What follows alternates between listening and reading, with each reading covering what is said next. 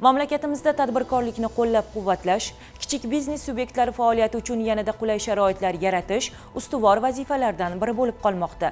Shu maqsadda O'zbekiston Respublikasi Prezidentining 2026-yil 26-maydagi kichik biznes subyektlarining o'sishi uchun yanada qulay iqtisodiy va ma'muriy shart-sharoitlar yaratish to'g'risidagi farmoni mazmun-mohiyatiga bag'ishlangan ochiq muloqot va seminar Toshkent viloyatining O'rta Chirchiq tumanida tashkil etildi.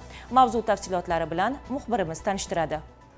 Ochiq muloqotda tadbirkorlik subyektlari, mas'ul tashkilotlar vakillari, soliq organlari mutaxassislari hamda biznes faoliyatini boshlash istagidagi fuqarolar ishtirok etdi. Ochiq muloqot davomida Prezidentimiz farmonida belgilangan yangi imkoniyatlar, kichik biznes vakillari uchun yaratilayotgan qulayliklar, ma'muriy tartib tamoyillarini soddalashtirish hamda tadbirkorlik faoliyatini kengaytirishga qaratilgan mexanizmlar yuzasidan batafsil ma'lumot berildi. Ta'kidlangandek, mazkur farmon kichik biznesning iqtisodiyotdagi ulushini oshirish, ishbilarmonlik muhitini yanada yaxshilash va yangi ish o'rinlarini yaratishni rag'batlantirishga xizmat qiladi. Bunday uchrashuvlar biznes vakillarining huquqiy savodxonligini oshirish, davlat tomonidan yaratilayotgan imkoniyatlarni keng targ'ib qilish hamda tadbirkorlik faoliyatini qo'llab-quvvatlashda muhim ahamiyat kasb etmoqda.